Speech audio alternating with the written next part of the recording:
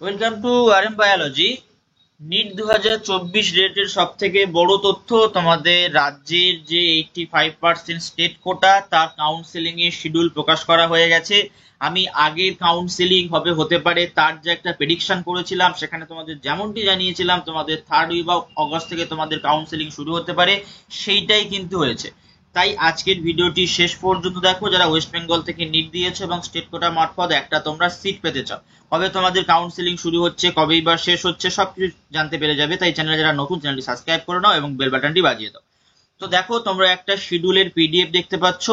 এটা কিন্তু শেয়ার করা হয়েছে একদিন আগেই এমসিসির ওয়েবসাইটে।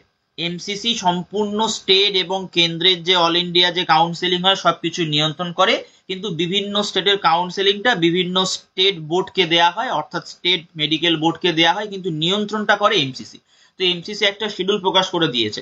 সেই শিডিউলে আমরা কি দেখতে পাচ্ছি দেখো, ফার্স্ট রাউন্ড অফ স্টেটের কাউন্সেলিং শুরু হচ্ছে 21শে আগস্ট থেকে। আমি তোমাদেরকে যেমনটি জানিয়েছিলাম প্রায় সেম সময় থেকে কিন্তু শুরু হয়ে গেল এবং 29শে আগস্ট পর্যন্ত চলবে, এবং তার রেসপেক্টে লাস্ট জয়নিং দেওয়া হয়েছে 5 September.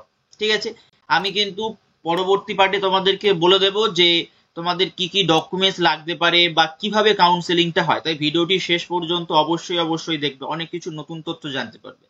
Second round of counselling কবে শুরু হচ্ছে? 11ই সেপ্টেম্বর, চলবে 20শে সেপ্টেম্বর পর্যন্ত। তার রেসপেক্টে লাস্ট জয়নিং হচ্ছে 26শে সেপ্টেম্বর।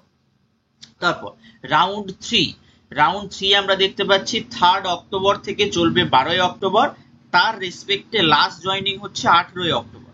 স্ট্রে ভ্যাকান্সি রাউন্ড 21শে অক্টোবর থেকে শুরু, চলবে 25শে অক্টোবর, এবং তার রেসপেক্টে লাস্ট জয়নিং হচ্ছে 30শে অক্টোবর। এবারে তোমাদের একাডেমিক সেশন স্টার্ট হচ্ছে কবে? 1 অক্টোবর থেকে, অর্থাৎ সেকেন্ড রাউন্ড হয়ে যাওয়ার পরে তোমাদের একাডেমিক সেশন স্টার্ট হয়ে যাচ্ছে। তারপরেও কিন্তু দুটো রাউন্ড চলবে, অর্থাৎ রাউন্ড 3 এবং স্টে ভ্যাকান্সি রাউন্ড। যদি এই দুটো পরেও যদি সিট ফাঁকা থাকে, যে স্পেশাল স্টে ভ্যাকান্সি রাউন্ড হয়, সেখানেও তোমরা কিন্তু পার্টিসিপেট করতে পারবে। তোমাদের তখন কিন্তু একাডেমিক সেশন অলরেডি রানিং থাকছে। বোঝা গেল? তো চান্স পেতে গেলে কত কি কাট অফ এর প্রয়োজন, কত র্যাঙ্ক পর্যন্ত থাকলে তুমি সেভ, আগের ভিডিওতে আমি ডিসকাস করেছি। সেই ভিডিও এখন যারা দেখোনি, এই ভিডিওর আই বাটন ও ডেসক্রিপশন বক্স থেকে অবশ্যই করে কিন্তু দেখে নিও।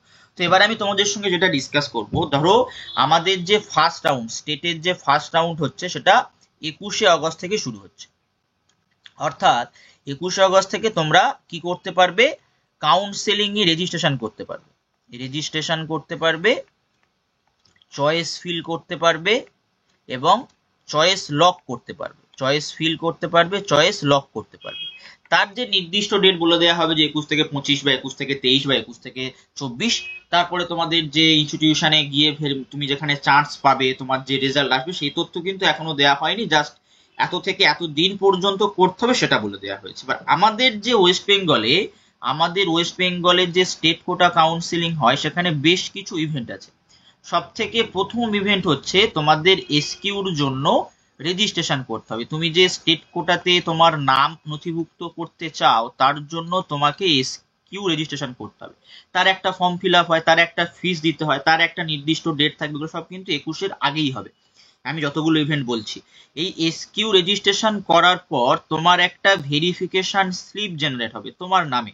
যারা যারা এসকিউ ভেরিফিকেশনের জন্য নাম নথিভুক্ত করাবে, প্রত্যেকেরই একটা ভেরিফিকেশন স্লিপ জেনারেট হবে। সেই স্লিপে নির্দিষ্ট ডেট এবং নির্দিষ্ট ভেন্যু দেয়া থাকবে, যেখানে গিয়ে তোমাকে কি করতে হবে?